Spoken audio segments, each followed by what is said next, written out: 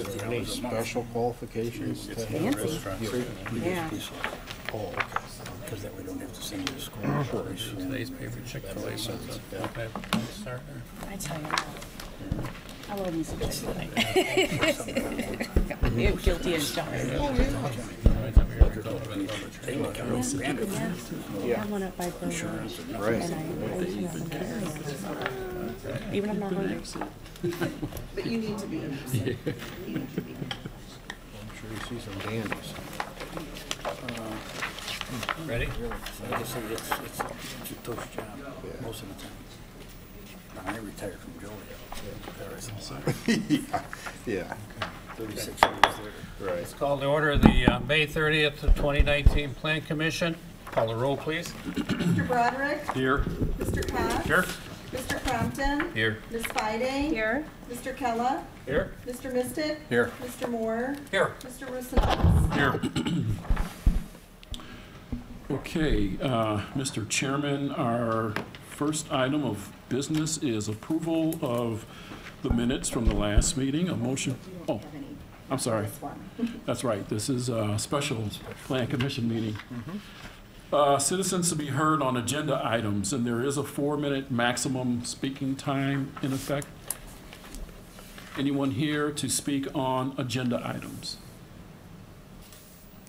Seeing none, we will move on to old business, public hearing, no items. Old business, no public hearing, no items. Under new business, public hearing, we have PUD 219 and PUD 319. That is the preliminary planned unit development of the Boulevard subdivision and the final planned unit development of the Boulevard subdivision. The applicant in this matter is 5530 Acquisition LLC. They are the owner and developer. Requested action is approval of a preliminary and final planned unit development to allow development of a commercial shopping center. Existing zoning is B-3, and that's General Business District zoning on the Joliet side. Location is northwest corner of Interstate 55 and Route 30. Size is 21.2 acres on the Joliet side and 150 acres on the Village of Plainfield side. Existing land use is a vacant truck stop. Surrounding land use and zoning, to the north is agricultural, Will County. Excuse me, to the south is residential, Will County. To the east is I-55 and the Westfield Shopping Town, that's B2, Central Business District zoning in Joliet. To the west is residential, Will County. Under site history, the east 17.1 acres of the subject site was annexed by the city of Joliet and classified to B3, and that's general business zoning, in May of 1980. The remaining 4 acres were annexed and zoned B3 in October 1990. According to our building department records, a truck stop was under construction by May of 1991. Crossroads subdivision, which created a 2-lot subdivision, was approved and recorded in August 1997 in order to allow for a future truck wash. The truck wash was constructed in 1998. Under special information, the preliminary and final planned unit development plats include the entire 171.5 acre site that will straddle the city of Joliet and the village of Plainfield. Located at the intersection of I-55 and Route 30, the property is crossed by Mink Creek, Lily Cash Creek, and a large wetland area that takes up approximately 30% of the buildable area. The north end of the development is primarily agricultural and is bordered by Renwick Road and the Canadian National Railroad line. The northern 150 acres is within the village of Plainfield and will be comprised of retail and residential uses. The southern 21-acre portion is currently in the city of Joliet and includes the vacant Clark Truck Station. The plats include 3 lots to be developed with commercial uses in the city of Joliet. Lot 1 is approximately 11 acres and will be utilized for accessory parking for the proposed, on the plat it says Costco store. Lot 2 will include approximately 9 acres and will be utilized for 9 individual commercial buildings. Lot 3 is approximately 1 acre and will include 1 commercial building. There are no known users for these spaces as of the writing of this report. The main entrance to this development will be located at the traffic signaled intersection of Route 30 and the West Frontage Road. The West Frontage Road intersection will need to be modified in order to add a through lane and new traffic signals. IDOT permits will need to be secured by the developer for all Route 30 and West Frontage Road improvements. An additional right-in, right-out intersection is proposed off of Route 30 on the Village of Plainfield portion. The Boulevard roadway will include approximately 150 foot of right-of-way for 3 lanes entering and 4 lanes exiting. This main roadway will traverse through both municipalities and connect to Renwick Road, which is at the north end of the development. Sidewalk will be included along Route 30 and both sides of the Boulevard roadway. 35-foot-high City of Joliet major arterial streetlights at 250 feet spacing are being required along the Boulevard roadway. Best management practices will be utilized for stormwater detention basins within the subdivision. All public improvements will be required as per the subdivision regulations and the requirements of the Public Works and Utilities departments. Sewer and water connection fees, sanitary sewer and water obligations, planning and permitting obligations, addressing roadway and snow plowing obligations, police, fire, and emergency management services response obligations will be required as per the terms of a future intergovernmental agreement with the Village of Plainfield. The petitioner is proposing to develop the commercial areas in 4 phases. It is the developer's intention to record phase 1 by the end of summer in order to allow for the initial construction of the Costco store. The timelines for the other phases are not known at this time, but phase 2 or phase 3 would need to be recorded prior to opening the store in order to provide access to Route 30. Phase 2 includes 8 individual buildings, all in Joliet, that range in size from 4,000 square feet to 16,300 square feet. Phase 3 includes 1 lot to be developed in Joliet at the northwest corner of Route 30 and the Boulevard roadway with a 48,800 square foot building. 3 multi-tenant buildings and 7 freestanding buildings totaling more than 252,000 square feet are proposed on the Plainfield side of the development in phases 3 and 4. An additional 3.68 acres of commercial, 30.4 acres of townhomes, and that totals 304 units, and 20.3 acres of multifamily, that's 406 units, of residential are being proposed north of the creek in Plainfield. A parking schedule is provided for the proposed uses that calculates the needed parking for zones, and that's zone A through S. Cumulatively, the provided parking counts are intended to meet a 4.34 parking stalls per 1,000 square feet of commercial space ratio. The zones as proposed will be allowed to cross lot lines and municipal boundaries in order to reach this goal. The 4.34 to 1,000 square foot ratio would be slightly lower than the Joliet requirement, which would be approximately 5.5 spaces per 1,000 square feet. Parking space stall sizes are also a little smaller than Joliet at 153 square feet versus 180 square feet. The design guidelines are intended to establish certain criteria in order to create a uniform development within both municipalities.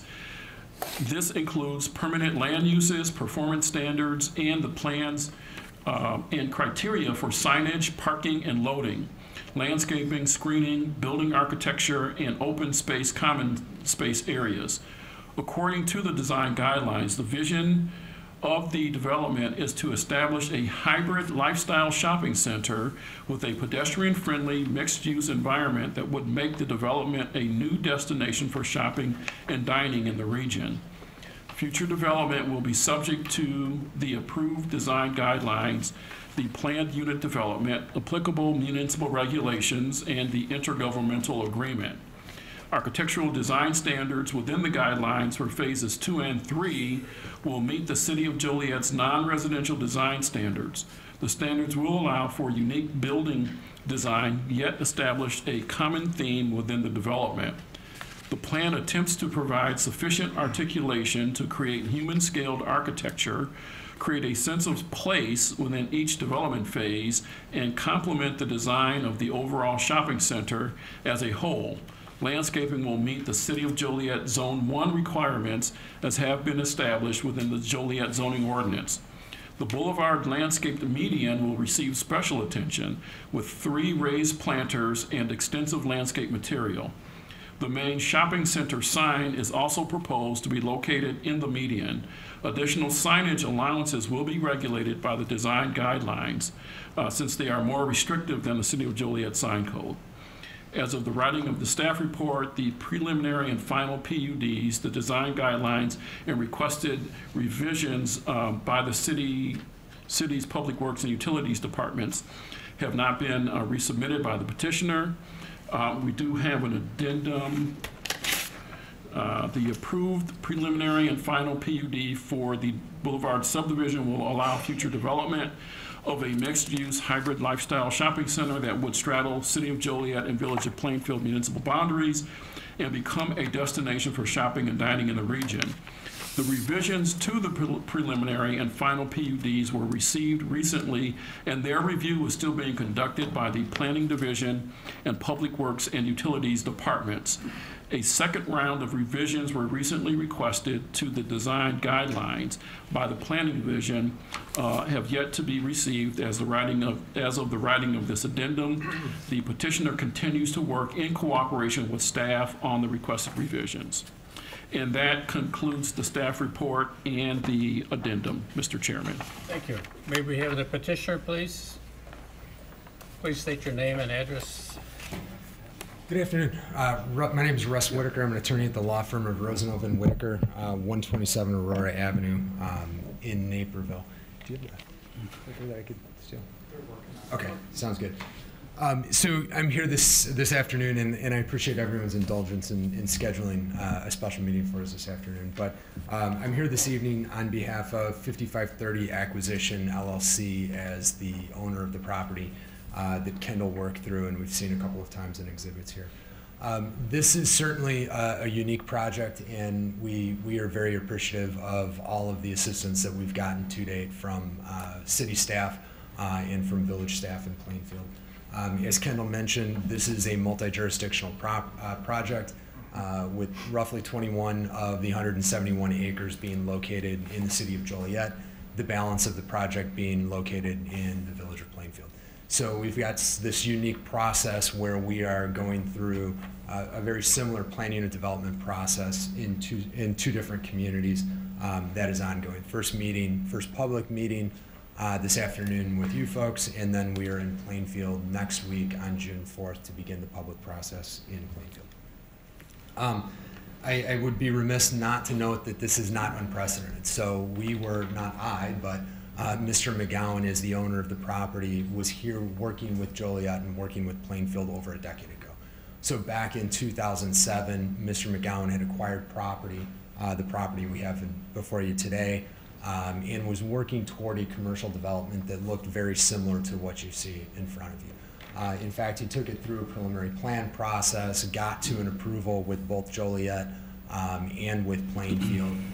However, we all know that in 2007, the music stopped, all forms of development halted as a result of the Great Recession, so that project did not proceed. Here we are 12 years later with some newfound momentum. There certainly is not a lot of commercial development happening in the marketplace, but every once in a while we get lucky, we find a major user who can be a draw to an area.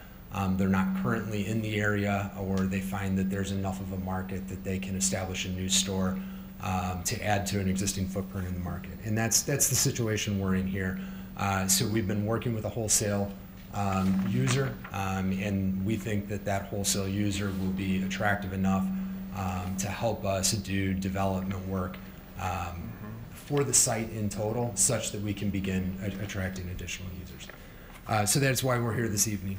As a result of the 2007 process, and just a couple of different exhibits than you saw from in Kendall's presentation here, as a result of the 2007 process, the property is already zoned in both Joliet and in Plainfield.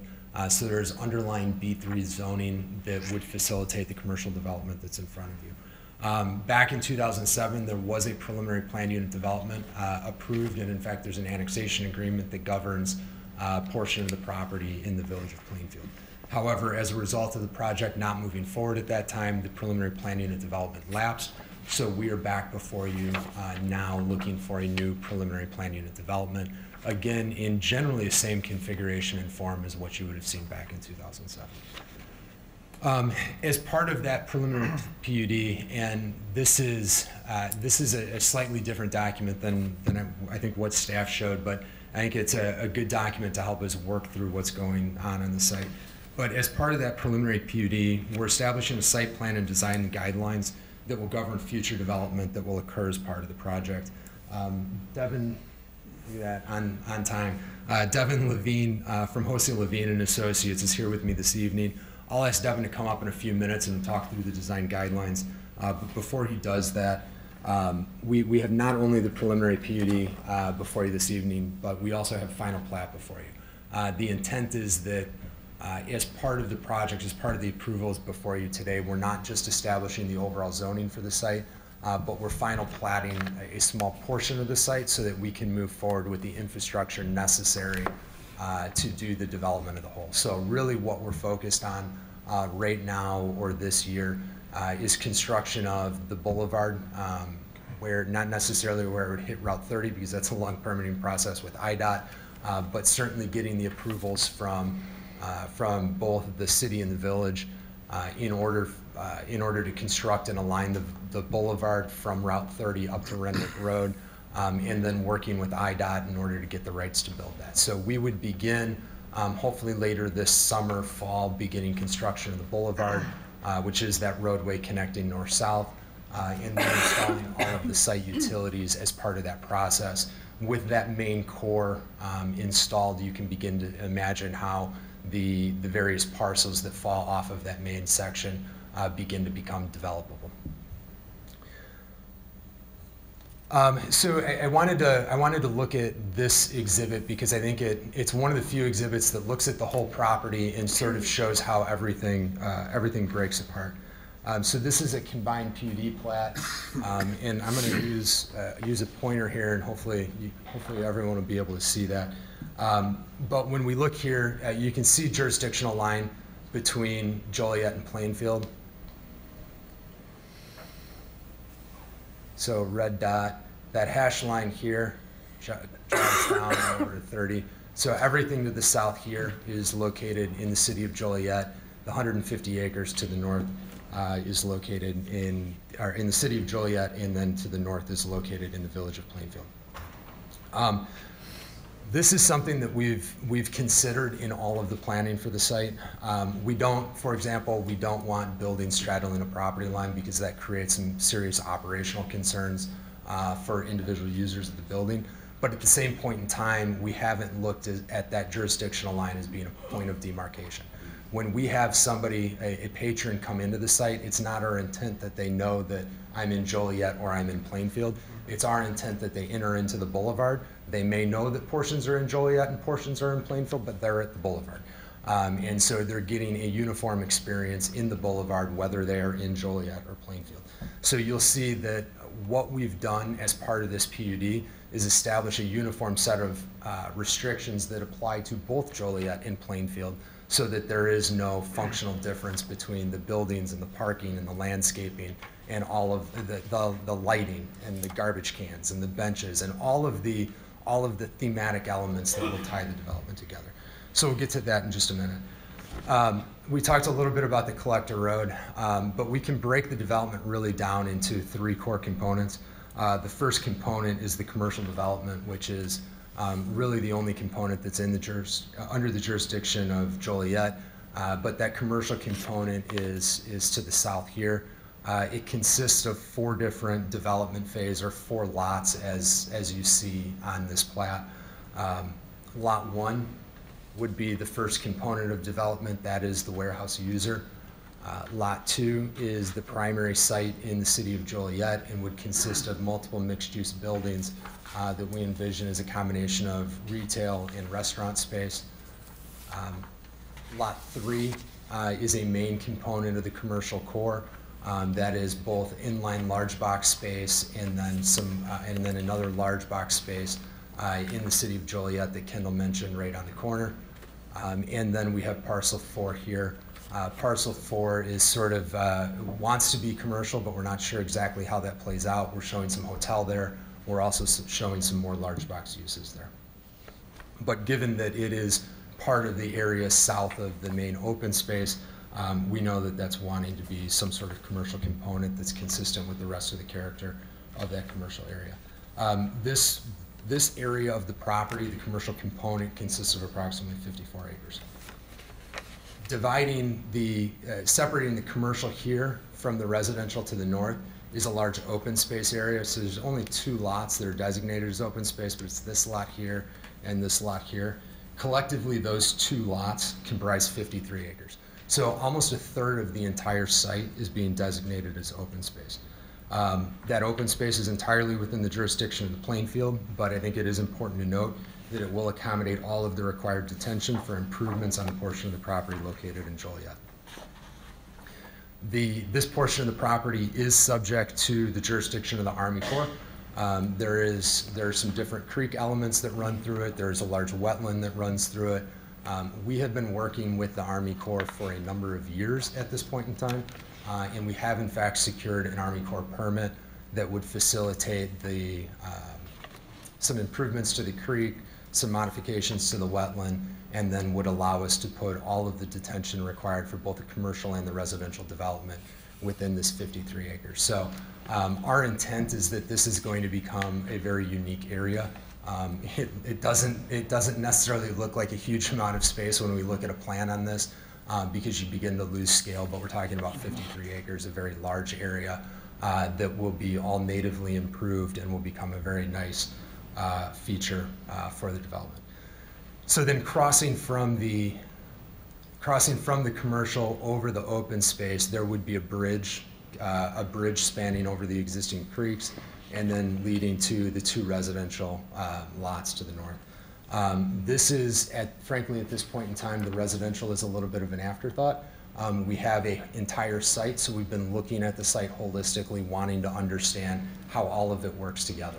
I think we would be doing everybody a disservice if we just sort of stopped at the creek and ignored everything to the north. So we looked at what we thought that might want to most realistically play out as. We see it being some higher density residential, a combination of multifamily and attached residential product. Given the proximity to the commercial, the railway, we think that a little bit higher density in that location is appropriate. The number of units there at this point in time are merely a placeholder, kind of based on zoning designations that would be available in the village of Plainfield. So that's an outlier at this point in time as we focus on the commercial component.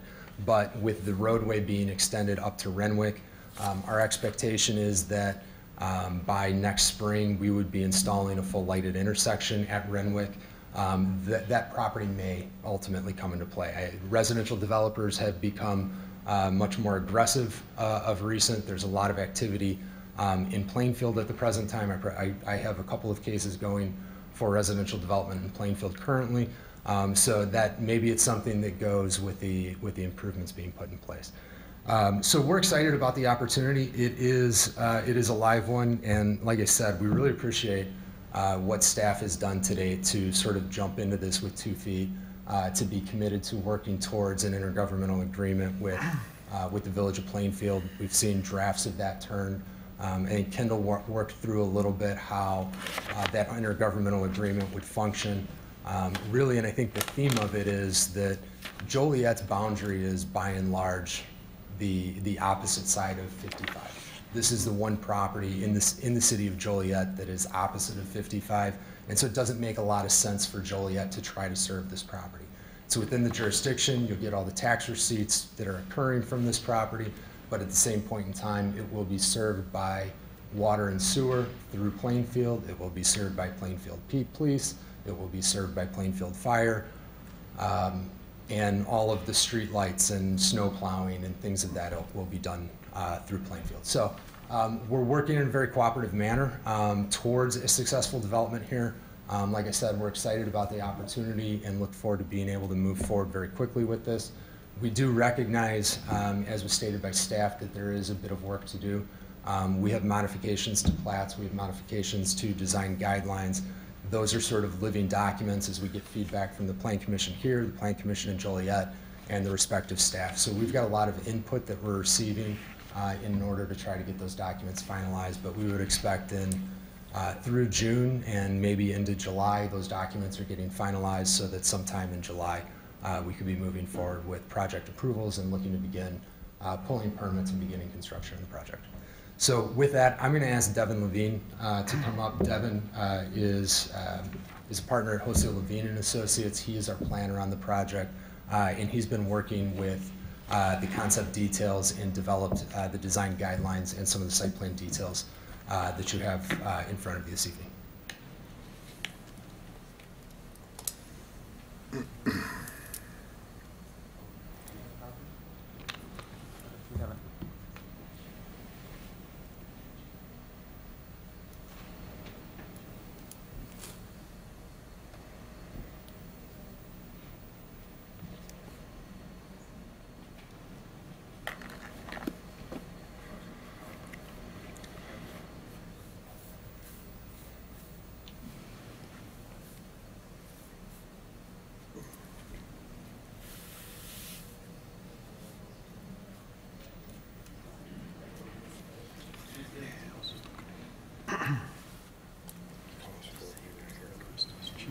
I'll just ask while Devin's loading that PowerPoint, if there were any questions at this point in time, I'd be happy to jump into those and answer some questions. Yeah, thank you, Mr. Whitaker. Really thorough overview and just a really cool property that hopefully will tie into our comprehensive plan moving forward.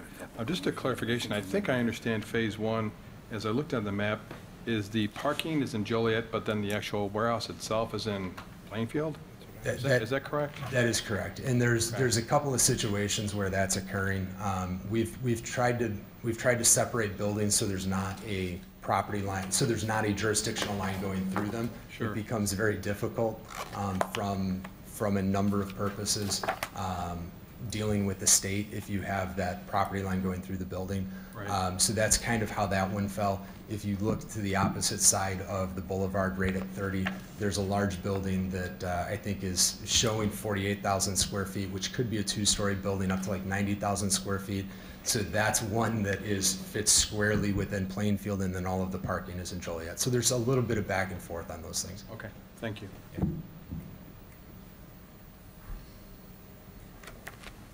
Yeah. Thank you very much. So my name is Devin Levine. I'm a principal with a planning firm called House Levine Associates, and thrilled to be part of this project team and working with your staff on this project. I will say part of our charge was to sort of, we recognize most of our clients are municipalities, and we do a lot of this kind of work. So trying to sort of make sure the plan was the best plan possible for both communities was really part of our charge. So looking at this site plan, we have the city of Joliet at the bottom. That's sort of how it's split between the two communities. So Russ had just mentioned you do have that one building in the southwest corner. You can see the entire building squarely within the city of Joliet with all of its parking in the village of Plainfield. So a little bit of trading there. So the phases, as I sort of run through this presentation, when we speak to the phasing, phase 2 is entirely within the city of Joliet. Phase 1 is the Costco property. Phase 3 is split. You have the southern piece inside the city of Joliet. The northern piece would be in the village of Plainfield. and then phase 4 ultimately within the entire village of Plainfield. So I want to walk through the design guidelines. It's the supplemental piece to the application.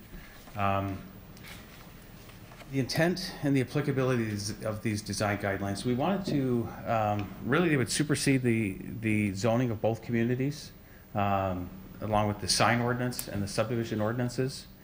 It would establish mandatory development standards for all future development in the boulevard. One of the things it really is intended to do is to blur the boundaries of the two communities, to make this development function as one cohesive development. So as Russ mentioned, it's not evident when you're inside or outside the village of Joliet or in the city of Plainfield, or the city of Joliet and the village of Plainfield. And we want to streamline the development process and ensure there's consistency between appearance and circulation throughout the development.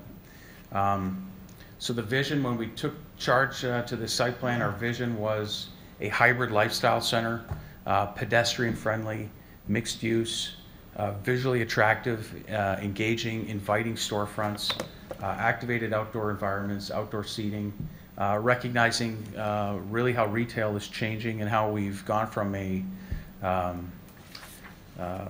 our retail environment has changed to something more experiential. So things like outdoor dining is really where the money is flowing, and then looking to make sure this is a regional shopping and dining destination. Part of our charge, looking back at the plan that was approved more than a decade ago, we did a ton of research across the country looking for Costco's, Sam's Clubs, other warehouse stores, and the types of developments that have been built around them in the last 3 to 5 years all over the country, and looking at the types of tenants, their needs, their requirements, their spaces. And so that was really what drove our redesign. The outline of our design guidelines, we look at permitted land uses is the first section. We have performance standards. The second section, site development standards, which covers signs, the parking areas, loading areas, landscaping and screening. Section 4 is the building layout and dimensional standards for the building facades and the building height. Section 5 is the building design standards, looking at the primary, secondary, and tertiary facades. And then the last section, 6, is the open space. Permitted uses, there is a use table where we identify what uses are permitted. Not permitted is the X, conditional is the C. Everything in here, everything that's permitted is, there's no uses permitted within here that aren't already permitted in your B3 district. So in terms of your B3 district, we're fully compliant with that district. So retail permitted, wholesale not permitted, grocery store would be conditional. And again, phase 2 is the phase wholly within the city of Joliet, and phase 3 has that small little piece. Phase 4 is entirely the village of Plainfield. So we break down the uses that we envision for the development. We specify what's permitted, not permitted, and a conditional use. When we look at the signs, the aggregate sign maximum we specified is 1 square foot of sign for every linear feet of building frontage. I think right now you permit 2 feet, so we've actually cut that in half in terms of the allowable signs. And we're compliant with your site triangle language within your sign code. So we identify the different types of signs. A multi-tenant shopping center sign would have a maximum of 50 square feet, maximum height of 20 square feet. These are the types of signs that tell shopper all the different uses within one building. A monument signs, these would be limited to sort of that main boulevard to help with the placemaking and the identity and visibility for the businesses. 25 square foot maximum for frontages less than 50 square feet. Frontage less than 50 square feet, and then a maximum height of 8 feet.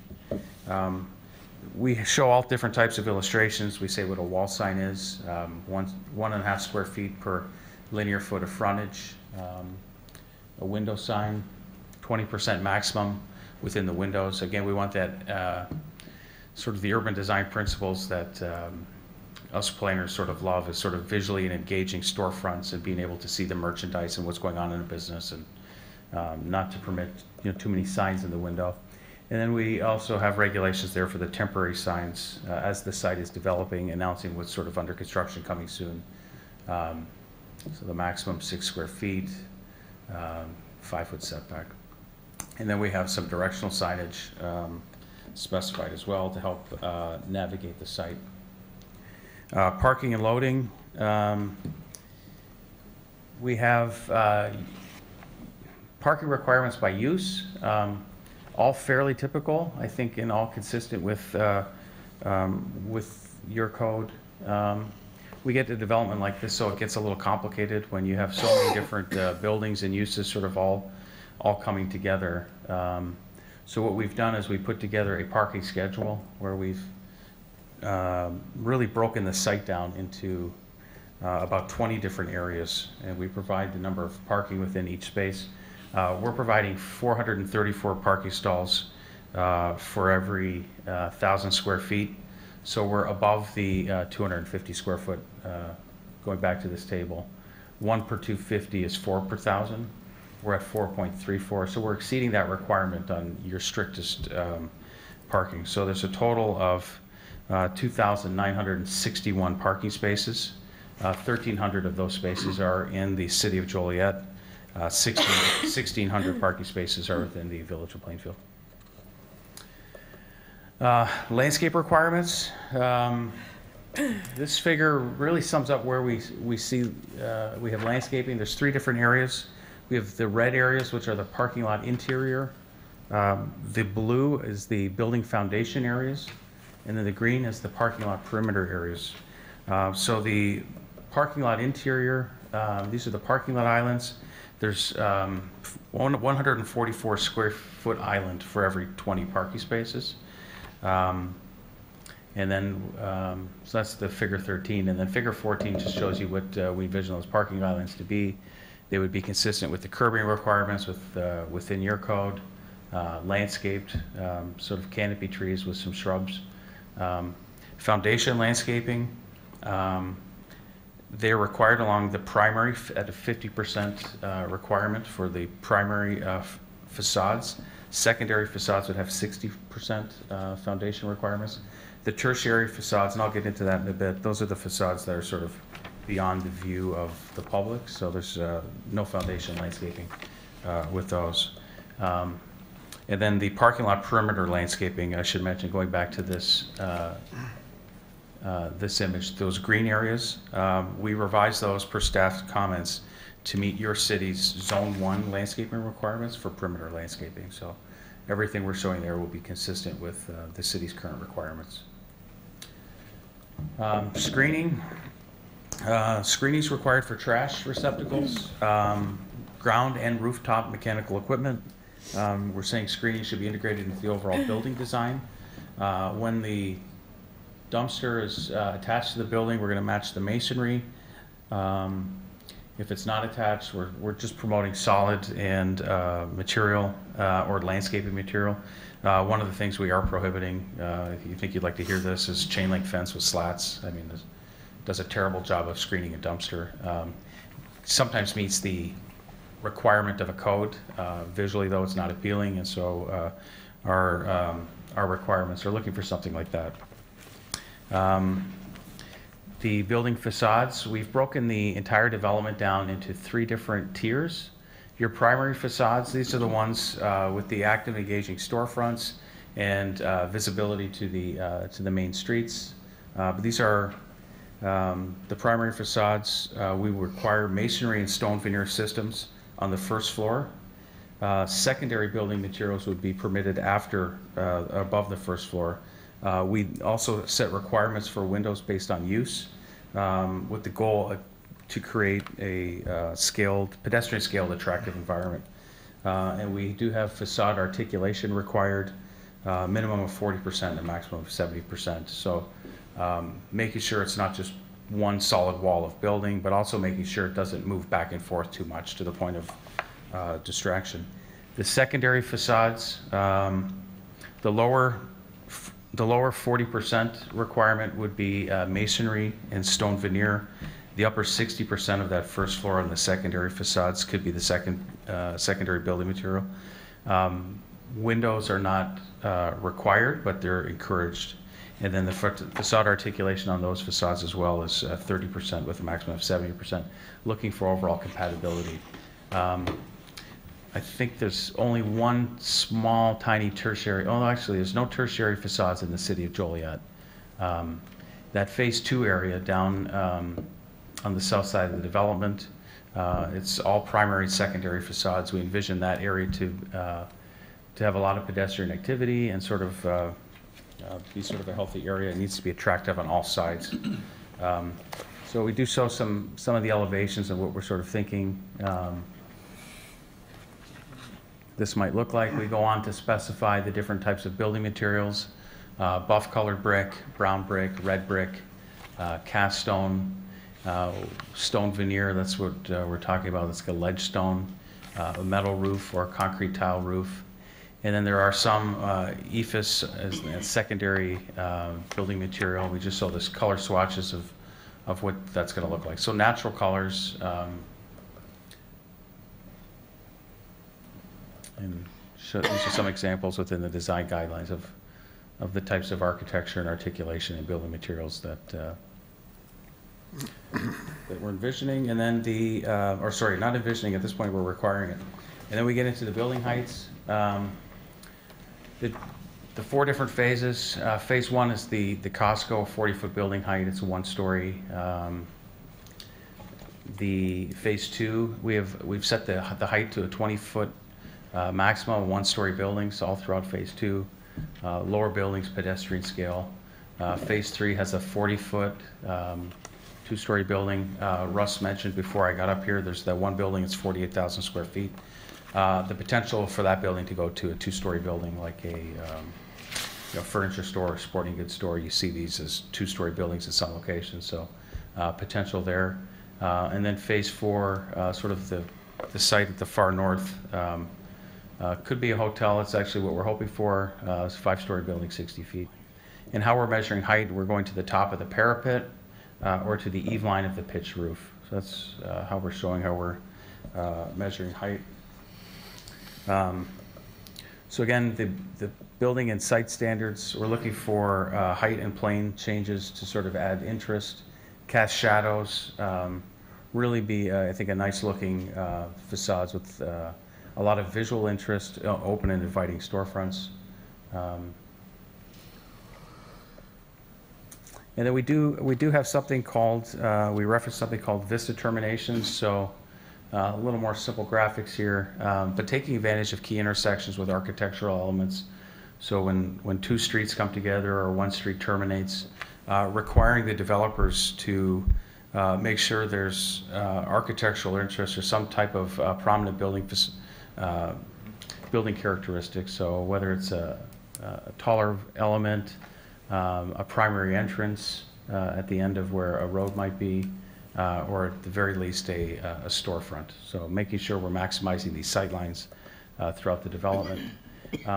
Now there are no tertiary facades within the city of Joliet, and what might be conceived as problematic is service areas. And so we're requiring service areas and utility areas to be designed into the overall facades. So this is an example of a Crate and Barrel.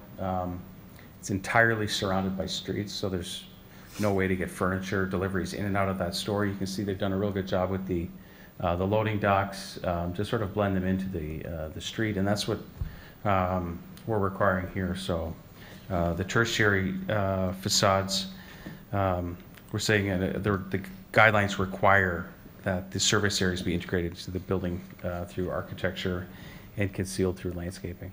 And then lastly, the open space areas. So the areas that aren't active open spaces or activated open spaces, like the dining areas, will still have benches and trash cans throughout. We've spec'd some Victor Stanley high quality furniture, street furniture, durable throughout the development. The dining areas will be separated through either wrought iron or masonry walls. Yeah, and I think that's it. And so I'll be happy to answer any questions about the guidelines and the requirements. Any questions from the commission? I got a couple here. You might have answered this already, but when you do the Joliet part and stuff like this, one is the road going up there. Where are you gonna be taking care of building the road and paying for it and everything like that? Or if the city is, is Plainfield gonna be involved in this with the construction, as far as payment and stuff like that?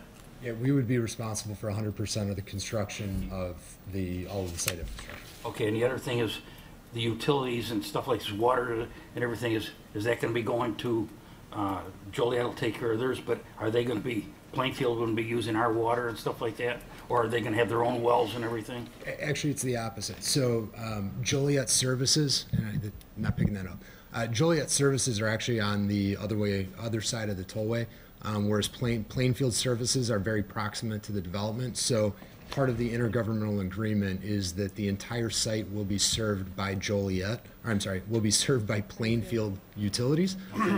There is, as part of the intergovernmental agreement, though, and I think wisely so, Joliet said to Plainfield, I need assurance that you're not charging customers in the city of Joliet some different rate than you would charge your own customers. So there's an agreement that while Plainfield is providing all of the utility, Joliet customers will pay at a standard rate that any Plainfield customer would pay at. Okay, thank you. And one other question I have is, on a lot of this construction, do you plan on using union labor? So Mr. McGowan's not able to be here tonight, but Ed McGowan is the owner of the property. He also is the owner of Eden Construction. Eden Construction is a union carpenter shop that's been in business for probably longer than I've been alive. So Mr. McGowan will be making those decisions, and based on Mr. McGowan's history, I think you can assume where that labor is going to be going. Thank you. Any other questions for the commission? I just have a question about, you were talking about the service areas. Excuse me. I mean, in the picture you showed like the Crate and Barrel with, you know, the loading dock there. But I'm just kind of curious how regular, like UPS trucks would be, like, I don't know if you had like a New York company, they get big boxes and usually it's standard freight. And when you look in out of here, there's only like one entrance in, and if you were to park something there, it seems like that, you know, a lot of this would be blocked. Is that taken into account? Are these estimated parking spots, are they estimated, or is this set in stone? Well, I think, I'm not really sure where you're looking at, where the. Well, yeah, I mean, it's kind of deliveries. all over, like even when you Yeah. you come off of 30 and you see that 5,000 square foot unit. Yeah. And then your entrance is right there between the 5 and 10. Sure. Like even that, I understand that you had said a lot of these places are kind of hidden underneath, but how would you get a truck to service those 3, 4, 5 Oh, buildings okay. in and out of there, particularly just because that's the Joliet side? Well, I think the deliveries would come in and enter through the north. So part of the whole Costco plan had a delivery or a really freight plan to move freight traffic through the site. Okay. So the freight would enter on the north side and come in from the north side, not immediately off of the boulevard. So yeah, UPS, those types of deliveries, we're not envisioning large freight coming into that phase 2 development, although they can on the south end of the development. So the parking lot has been designed to allow freight to move on the far south side. There's sort of a through road. You can see it move. It's 20 feet off of we have parking. Oh, yeah, can I see your light? Let's see. Oh, yeah, I see it. So But doesn't that only have access to that parking lot, though? I mean, you have the back of those buildings, but what about those bottom? Oh, yeah, those to the left. It routes around these buildings like that for freight. And given the size and scale of what we would anticipate as users here, I mean, these are 5,000 to 15,000 square foot buildings. We wouldn't anticipate that you're going to have a 10,000 square foot user in these buildings. If you've got a 10,000 square foot user, they're probably in the inline They're building. split. Yes. Yeah. And so with those smaller users, you end up with a lot more box trucks than you do semi-truck type Yeah, that's why I delivery. said UPS. And so, Oh, yeah. yeah, it You would get be a lot of it- UPS. Yeah. And with this sort of a design, you wouldn't have any issue getting a UPS truck in there. I mean, all of this will be designed such that you could get fire engines and emergency services in there. And so the base assumption is you can get a fire engine in and through the site. You can then get a UPS truck through. Got it. Can you just entertain me for a second, though, and Yeah. use your light to show me how they would enter from the north? Out of the north? Yeah, if that's, because it looks like that's split off. Here. Oh, so that is an entryway, okay. Yeah. Okay. Yeah. Okay. That's it. Any other questions? This might be more of a difficult question, but I'm sure you'd like to have a shorter timeline towards commercialization. You know, things are never optimal, right? There's best case and worst case, but there might be like an optimal timeline for commercialization in the area. We're looking at maybe 2020, 2021 in terms of the warehouse being, Our intent it would be that we would have first store opening in 2020. 2020? Okay. And we do know he has other interest from a lot of retailers that have expressed interest in the site, so We're actively marketing the site at this point in time. We were at ICSC last week, 2 weeks ago, whatever it was. last week. Last week, and so, I mean, we have folks on the ground running, actively pressing with Great. retailers and restaurateurs. And so as that discussion has hit the street, I think interest in the site has definitely peaked. Our intent is that we would be in the ground doing construction by August of this year. And just to be clear, that would be horizontal construction, Right, horizontal site utilities, roadways, and then once we get to a certain point there, we would then be able to go vertical with buildings. okay, good, thank you. Any other questions? Any questions from the audience? Just step up and give your name and address, please. Yeah, my name is Donna Sievert, and I live at 22834 Charlotte Road in Plainfield, right across the street from this Okay. property. I just wanted to ask, I thought I heard you say that the Costco would be in Joliet, the tax revenue would go to Joliet, but Plainfield would supply all the services? How does that work?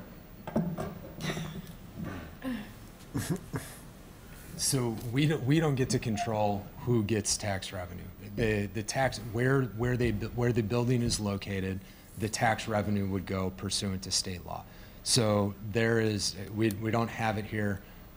We don't have the jurisdictional line on this exhibit, but the jurisdictional line runs off of this line, basically down the boulevard and around that building. So everything to the south here, these buildings and this building would all generate tax revenue for the city of Joliet.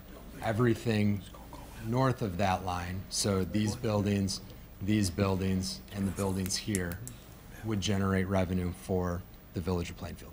So the nice part here is that we're not pitting community against community. We have a nice win with a regional draw that's going to make a winner of both communities, and that's a unique opportunity here. Thank you. Any other questions? Okay, hearing none, then we'll this has to be conditional motion, correct? Because of the utilities. That is and correct. Review? Okay. So motion is in order for PUD-2-19 and PUD-3-19.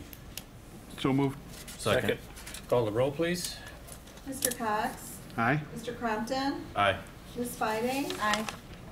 Mr. Mystic? Aye. Mr. Moore? Aye. Mr. Rosanellis? Aye. Mr. Broderick? Aye. Mr. Kella? Aye. Thank you. Next item on the agenda is new business, no public hearing. We have nothing under study session, nothing under old or new business, not for final action or recommendation. We would now entertain public comments, and again, the maximum 4-minute limit is in effect. Are there any public comments? Seeing none, a motion would be in order for adjournment. So moved. Second. Call the roll, please. Mr. Broderick? Aye. Mr. Cox? Aye. Mr. Crompton? Aye. Ms. Fiding? Aye. Mr. Kella? Aye. Mr. Mystic? Aye. Mr. Moore? Aye. Mr. Roosevelt? Aye. We are adjourned. Thank you. Right.